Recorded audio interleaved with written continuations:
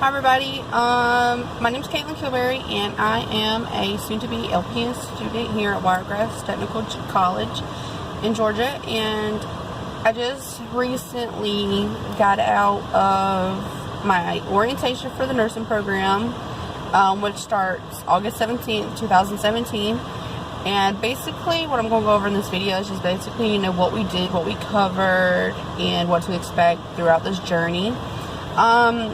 A couple weeks ago we got an email saying to confirm what orientation we wanted to go to. I chose the 1 to 4 p.m. one, basically because I had to work this morning and the afternoon just worked best for my schedule. Now, I think there's about 30 slots in the program, and there was about probably about 10 or 12 girls that were in the same orientation as I was. And I was familiar with a few girls. There was a few, maybe about 4 of them that I went to high school with, which was good because they said that this is going to be our second family, that we're going to be around these people more than our own families at times. But it's good. I'm glad they're in there. We talked about, we got a handout. Well, the first thing we did when we walked in was we signed in our name and our student ID number, and then we picked up a few handouts. The first handout basically was our clinical requirements checklist for our school program, and it just included like your background check, drug screens, CPR cards, physicals, and like all your vaccinations, and it came on paper like this. Something else that they gave us was just, proof of physical examination to be filled out by your physician, and just some informational cards. But the main thing that they gave us was the nursing program orientation help packet. It was a little thick packet, and it just covered everything to expect from the program. It starts off as saying, congratulations and welcome to the practical nursing program. And then it lists our classroom information. The first semester, which we've already been registered for, I will be taking pharmacology, fundamentals, the fundamentals clinical, med-surg 1, and med-surg clinical 1. We'll be going to class Monday through Friday from 8 to 1. And then they said on some Fridays, probably for the first month or month and a half of fundamentals, that we'll be going on Fridays from 9 to 12.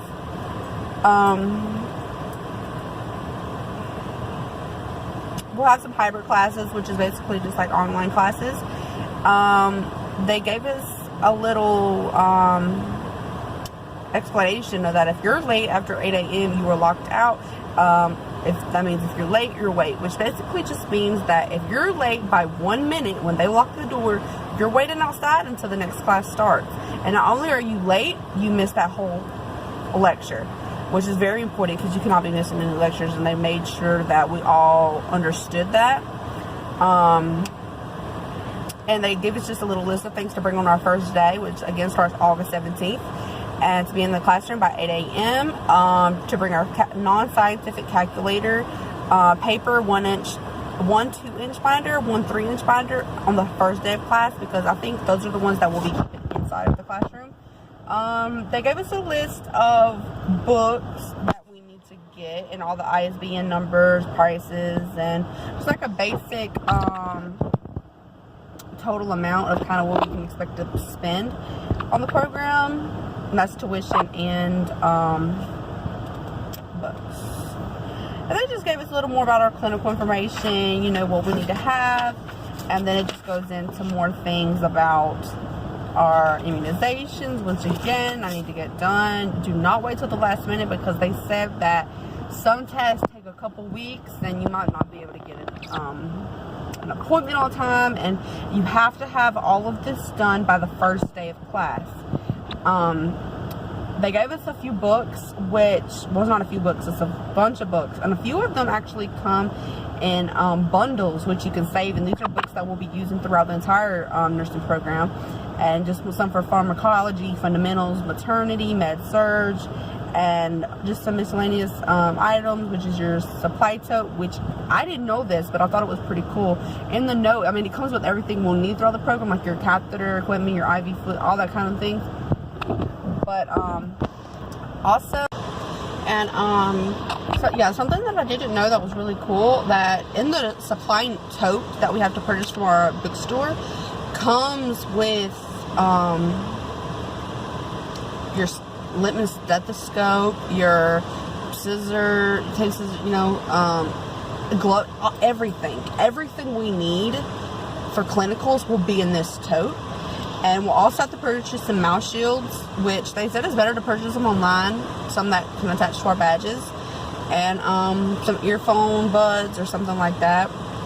And again, all this can be purchased from our local bookstore. And if we didn't want to, they gave us a discount, there's a little number to go online to purchase them ourselves. Something else that we went over was clinical and class dress code. Now, it just goes through things about hair, clinical nails, jewelry, tattoos, smoking, uniforms, what kind we'll be using. The scrubs that we will be wearing are the Cherokee Galaxy Blue scrubs, and they gave us the style numbers so we can go and purchase those. And it just says that, you know, our hair must be kept back and well groomed. Hair must be fashioned in a neat manner, away from the face, pulled off of the collar. No jewelry. They said we can wear our wedding bands and engagement rings, but they said that, you see how mine kind of lists up, is like up. They said that germs and bacteria usually can get under there, so for women who have their wedding bands raised, that is better to just wear the band. But both are allowed. We must cover our tattoos while in uniform. We must wear makeup or bandages to cover them.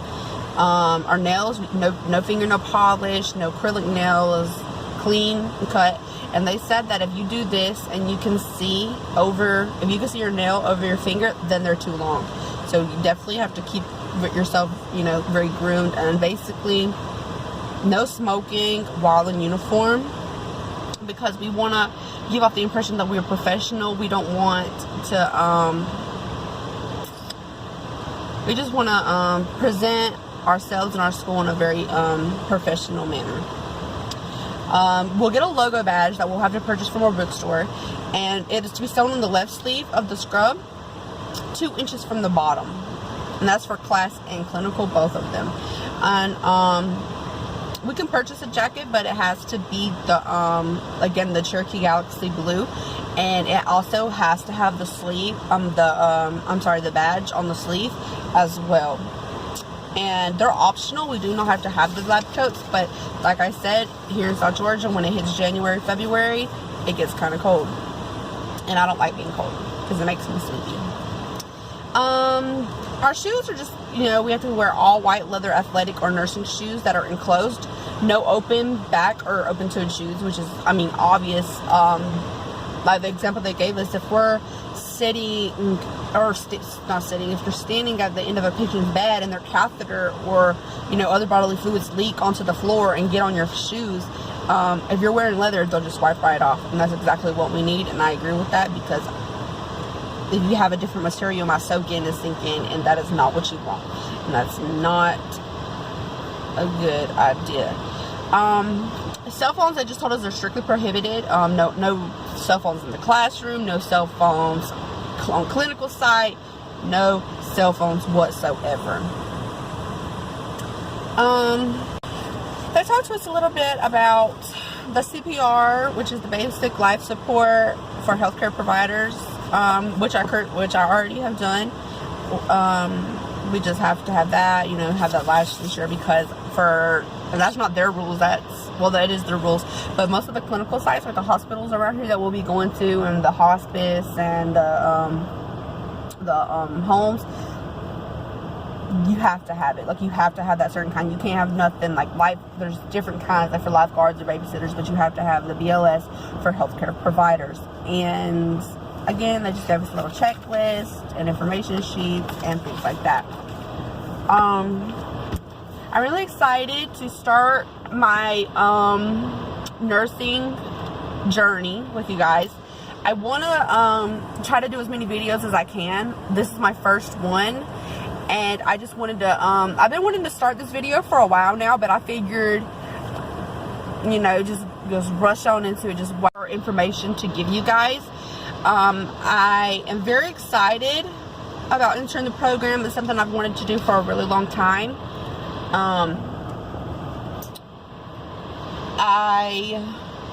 My original plan was to do RN, and the program that I wanted to get into, I was unfortunately not accepted into. But instead of waiting, because it does it every semester, and instead of me just waiting a semester, I just what I could do and just apply for the LPN program, and I got in, and I've been accepted, and we start in a few weeks, and I'm so excited. And if you want to continue watching my journey through LPN school and everything that I'm going to be going through in the next few weeks and months and in the next year, please hit the subscribe button below and sit back and relax for this awesome journey.